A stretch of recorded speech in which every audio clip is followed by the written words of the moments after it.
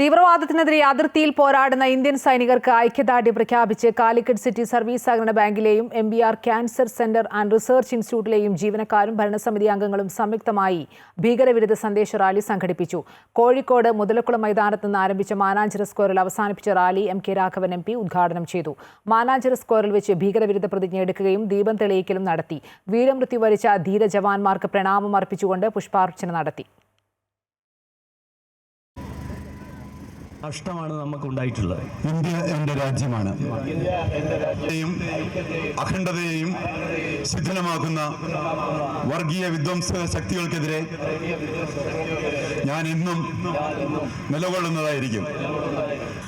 രാഷ്ട്രത്തിൻ്റെ അതിർത്തി കാക്കാനുള്ള പോരാട്ടത്തിൽ